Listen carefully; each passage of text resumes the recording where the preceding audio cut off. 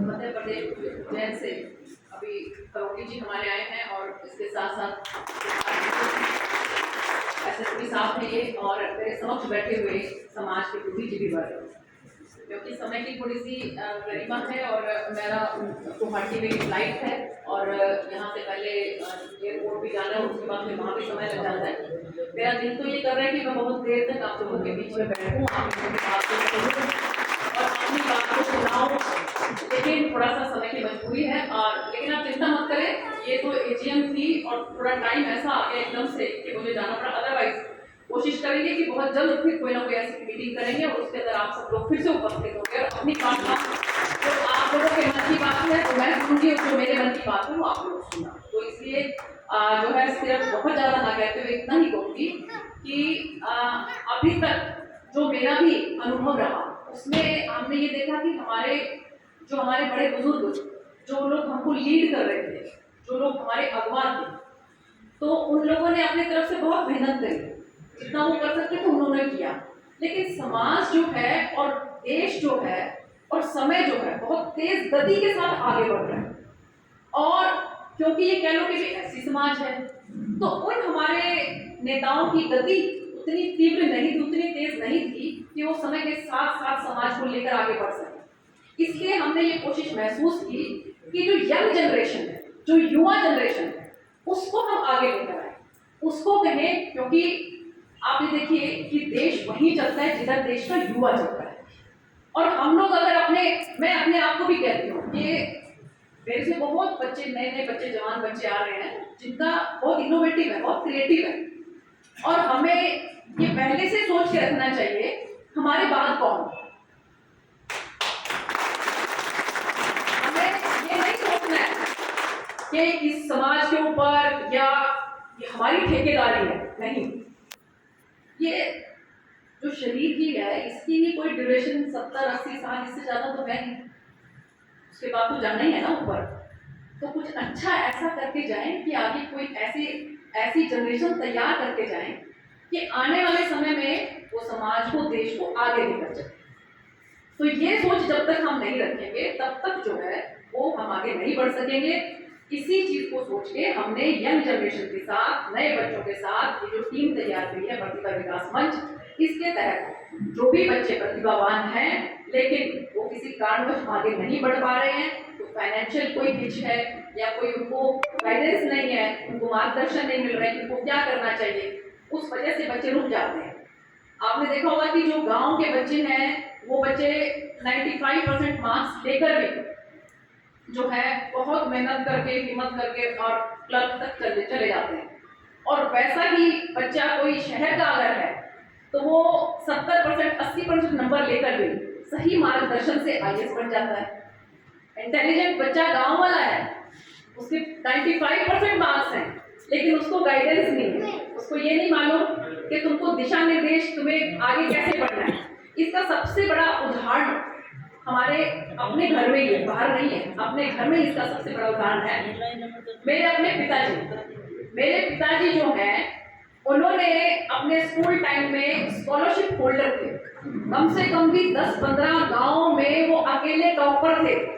उनकी first division 10th में उस समय में थी जबकि गांव का कोई भी सब समाज आ गया इसमें कि किसी भी समाज का कोई बच्चा इतना इंटेलिजेंट नहीं होता था।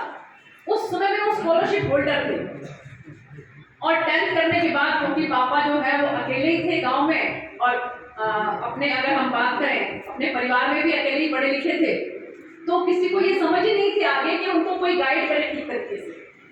तो वहां पर गांव में नहर बन रही थी, वहां पर एक ओवरसीयर जो होते हैं, जेई जिनको बोलते हैं, वो आते थे और सबको सबसे बड़े अधिकारी लगते थे कि सबसे बड़ा अफसर तो ये जेई है यहाँ पर। तो पापा ने अपने टीचर से, गांव के टीचर से पूछा कि मुझे क्या करना चाहिए आगे, तो कहते देखिए सबसे बड़ा जेई है तो जेई बन जाए। और पापा ने जो है वो जेई भी देखो, सारा एक गाँव से बच्चा निकला हुआ 10th से और फिर सारा इंग्लिश मीडियम में जो डिप्लोमा करना था, लेकिन उन्होंने किया और वहां पर भी उन्होंने टॉप किया।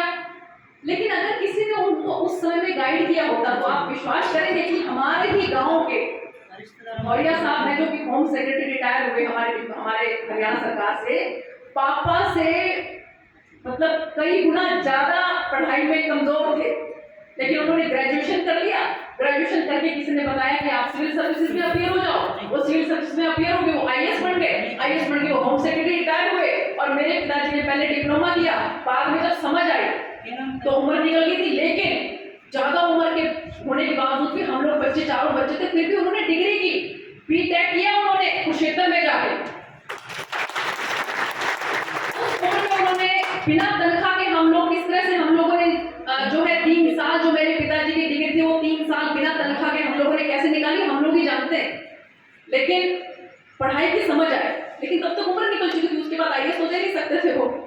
पर ये सिर्फ एक छोटा सा उदाहरण आपको मार्गदर्शन का बता रही कि मेरे पिताजी जो होम सेक्रेटरी रिटायर हुए उनसे कई कई कई गुना ज्यादा इंटेलिजेंट, लेकिन उनको ये नहीं मालूम था कि तुम्हें अगर वो डिप्लोमा की बजाय ग्रेजुएशन कर लेते, क्योंकि डिप्लोमा होल्डर वो सिविल सर्विसेज में अपियर नहीं हो सकता, उसके लिए ग्रेजुएशन मिनिमम क्वालिफिकेशन चाहिए।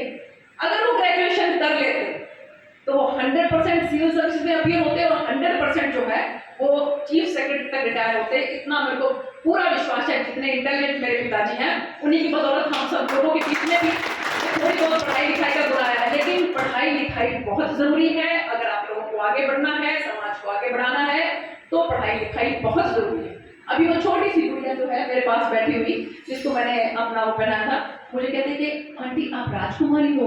मैं कहता नहीं बेटा, राजकुमारी तो आप हो। कहते कि नहीं आप राजकुमारी हो। नहीं बेटा, कहते आप राजकुमारी कैसे बने? फिर मैंने कहा चलो अगर इसके मन में ये बैठ ही गया, मैंने बेटा बहुत पढ़ाई करी तब जाके राजकुमारी बनी, तो आपको भी बहुत पढ़ाई करनी है। तो बच्चों को ठीक तरीके से मार्गदर्शन करना ये भी बहुत जरूरी है। हम सब लोग जो आज कहीं ना कहीं किसी न किसी मुकाम पर हैं, हम सबकी जिम्मेवारी बनती है कि हम समाज को आगे लेकर चलें, इस देश को आगे लेकर चलें। माननीय प्रधानमंत्री श्री नरेंद्र मोदी जी, आपने देखिए कि एक छोटे से घर से आए हुए, चाय बेचने वाले घर से आए हुए कहाँ से कहाँ पहुँच गए। सही मार्गदर्शन, मेहनत और ईमानदारी। अभी अपने जो दहरान ने आप लोगों सतवीर ने आप लोगों को अपना उदाहरण दिया। देखिए हम लोग जो है जब तक अपनी काबिलियत से, जब तक अपनी प्रतिभा से हर तरह के समाज के अंदर अपनी जगह नहीं बना लेंगे ना, तब तक बहुत मुश्किल है। आप देखिए उन्होंने कहा ना कि वो सभी समाज के लोग उनको आगे बढ़ा रहे हैं, और इसी तरह से मुझे, मेरी पार्टी, मेरा संगठन मुझे एक ऐसी समाज को होने के नाते नहीं, वो देखते हैं कि पार्लियामेंट में ठीक ठाक से बोलती है, तो जब भी कोई बिल आता है बोलने के लिए तो तुरंत मुझे याद किया जाता है कि आपको इस वोट पे बोलना है। तो हर किसी के अंदर परमात्मा ने जो है वो कैपेबिलिटी दे रखी है। अपने दिमाग से एक जो कॉन्सेप्ट है आपका ऐसी वाला, भाई हम ये सब जात से हैं, वो जात से हैं, वो बिल्कुल निकाल के अपने मेहनत करते हुए आगे बढ़ोगे ईमानदारी के साथ, तो दुनिया की कोई ताकत तुम्हें आगे बढ़ने से रोक नहीं सकती। हमें दूसरों के लिए उदाहरण बनना है, हमें दूसरों के लिए एग्जाम्पल बनना है। तो इसलिए मैं ये कहना चाहूँगी कि जैसे जैसे नई जनरेशन आए, संवीर जी जैसे वो बेटियाँ हैं, यंग जनरेशन के बच्चे हैं, बेटा आप कौन हो, आप बताइए जरा, आपकी इंट्रोडक्शन नहीं हुई, भाई वहीं से बता दो। शिवम सिंह है। क्या नाम है? शिवम। शिवम कहाँ से? सोनीपत। सोनीपत से। क्या करते हो? मैं दिल्ली वकील हूँ। अच्छा। यस। हाँ, देखो बेटा यंग बच्चे जो है ना, इन लोगों को आपको अपने अपने लेकर चलना, अपनी टीम को साथ लेकर चलना। थैंक यू बेटा, थैंक यू सो मच। तो यही मैं कहना चाहती हूँ, हमें छात्रावास हमारे बने हुए बहुत अच्छी बात है ना, लेकिन हमें अब उन छात्रावास के जो अधिकारी हैं, जो उनको सारा संरक्षण कर रहे हैं, उनसे हम हाथ जोड़ के रिक्वेस्ट करेंगे कि ये छात्रावास थोड़े थोड़े समय के लिए हमारे बच्चों के लिए भी दे दें। ठीक है ना, हम सब मिलकर कहेंगे उनको कि इन छात्रावासों को आप कुछ समय हम लेंगे उनसे, हफ्ते में 2 दिन सही, महीने में 5 दिन सही, लेकिन हम रिक्वेस्ट करेंगे उनसे हाथ जोड़ के, हमारे बड़े हैं वो भी, हमें किसी को भी हमें जो है ना वो सम्मान हमें सबका करना है, हमें किसी को भी ऐसा नहीं करना, अपमानित नहीं करना, सब हमारे लोग हैं, सब हमारे ही हैं। उनसे हाथ जोड़ के प्रार्थना करेंगे कि हमें थोड़े समय के लिए अपना छात्रावास, हमारे बच्चे जो हैं यहाँ पर, आपके पास इतना कुछ है, सरकार ने भी आपको दिया है, आपने जिनको भी बुलाते हैं, अपने सांसद को बुलाते हैं, आप अपने मंत्री को बुलाते हैं, विधायक को बुलाते हैं, वो भी आपको कुछ ना कुछ दे के जाते हैं। तो आपसे हाथ जोड़ के प्रार्थना कि हम इसका बिल्कुल दुरुपयोग नहीं करेंगे, लेकिन इसका सदुपयोग करेंगे। इसलिए जहाँ भी, जिस भी जिले के अंदर छात्रावास है, आप उनके अधिकारियों से बात करो और उनसे समय निश्चित करो। कि हम लोग जो है हफ्ते में 2 दिन, सोमवार मंगलवार या सोमवार शुक्रवार, इस तरह से कोई भी 2 दिन हम यहाँ पर अपने बच्चों की क्लास लगाएंगे। कहीं कोई दिक्कत आती है तो आप मुझे बताओ। और इसके साथ साथ एक जो अपने खासकर जो हमेशा दिक्कत आती है, ये जो कोष की बात आती है ना, कोष में हमेशा दिक्कत आती है, कहीं ना कहीं कोई ना कोई ऐसी चीज निकल आती है। उसके लिए आप कम से कम भी 5 मेंबर्स का जो अलग अलग उससे हो, अलग अकाउंट से हो तो और भी अच्छा है, जो अच्छी हाई पोजीशन पे हो और अकाउंट की नॉलेज रखते हो तो और भी अच्छा है। 5 लोगों को आप एक समिति ऐसी गठित करो कि जिसके पास जो है वो कोष जो पैसा जमा होगा और कहाँ खर्च करना है वो उन सब की नॉलेज से और उन सब की परमिशन से वो पैसा खर्च होगा। पैसे में कोई दिक्कत नहीं है, पैसे आने में एक बार ये पता लग जाए कि पैसा सही दिशा में जा रहा है, एक बार ये पता लग जाए कि पैसे का सदुपयोग हो रहा है, पैसे की कोई कमी नहीं आने दी जाएगी।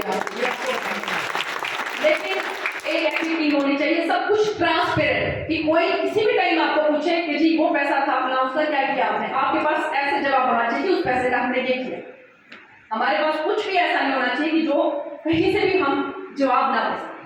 बस इन शब्दों के साथ मेरा टाइम बहुत ज़्यादा हो गया। बहुत बहुत धन्यवाद। जय हिंद, जय भारत।